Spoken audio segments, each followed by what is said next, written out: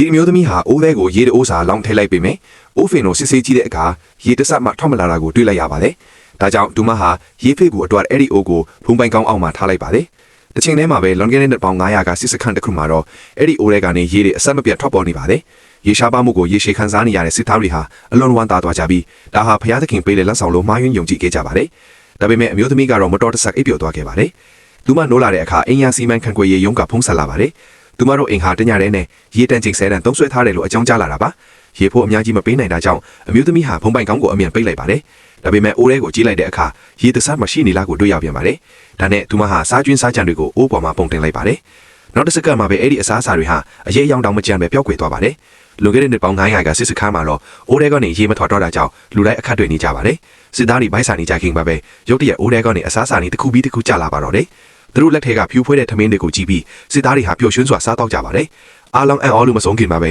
အိုးထဲကနေအစားအစာတွေအများကြီးထပ်ကျလာပါတယ်။ဒါဟာဖျားသခင်ရဲ့စောင့်ရှောက်မှုဖြစ်တယ်လို့စစ်သားတွေပို့ပြီးယုံကြည်သွားကြပါတယ်။ဒါကြောင့်စစ်သူကြီးကကျေးဇူးလွှာတစ်စောင်ကိုရေးပြီးအိုးထဲကိုထည့်လိုက်ပါတယ်။ထိုအချိန်မှာအမျိုးသမီးဟာဒီမော်အိုးအကြောင်းစဉ်းစားနေတော့အိုးထဲကနေမြဲမောင်တဲ့မီးကိုတွေအလုံးအရင်းနဲ့ထွက်ပေါ်လာပါတယ်။ကျန်ရှိနေတဲ့မီးပွားတွေကြောင့်ကောစောက်တောင်မီးလောင်လူနီးပါးပြတ်သွားခဲ့ပါတယ်။အမျိုးသမီးဟာချက်ချင်းဒေါသထွက်သွားပြီးသူမရဲ့အိမ်ကိုအမိုက်တိုးလောင်ယုံလို့သဘောထားရမလားဆိုပြီးအိုးကိုအော်ဟောင်းလိုက်ပါတယ်။ကလစားချေအနေနဲ့သူမဟာအိမ်ထဲကတတန်းကုန်နေတဲ့အစားအစာအားလုံးကိုအိုးထဲကိုမစင်မချင်းပစ်ထည့်လိုက်ပါတယ်။ဒါပေမဲ့သူမရဲ့လူရထားစစ်သားတွေကိုအလွန်အမင်းစိတ်လှုပ်ရှားသွားစေမယ်သူမမသိပါဘူး။စစ်သားတွေအမြင်မှာတော့တားမဲ့အစားအစာတွေဟာယရနာတွေဖြစ်နေပါတယ်။ဒါပေမဲ့ဒီအစားအစာတွေဟာတမျိုးလုံးကပြည်သူတွေနဲ့စစ်သားတွေကိုကျွေးမွေးဖို့မလုံလောက်ပါဘူး။ဒါကြောင့်စစ်သူကြီးကအမျိုးသမီးစီနောက်ထပ်အကူအီတောင်းစာတစ်ဆောင်ကိုရေးလိုက်ပါတယ်။စားကိုဖတ်ဒီမှသာဒီအိုးဟာလွန်ခဲ့တဲ့နှစ်ပေါင်း900နဲ့ဆက်သွယ်ပေးထားတာကိုအမျိုးသမီးနားလည်သွားပါတယ်။အမျိုးသမီးဟာစစ်သူကြီးရဲ့တောင်းဆိုမှုကိုနားလည်ပေးခဲ့ပါတယ်။သူမဟာအွန်လိုင်းကနေအစားအစာတွေအများကြီးချက်ချင်းမှယူလိုက်ပေမဲ့တခြားသူတွေကိုအလွယ်တကူယုံကြည်မိတာများလားဆိုပြီးရုတ်တရက်စိုးရိမ်သွားပါတယ်။အဲ့ဒီအချိန်မှာလေရွှေတုံးတစ်ခုကအမျိုးသမီးခေါင်းပေါ်မှာရုတ်တရက်ကျလာပါတယ်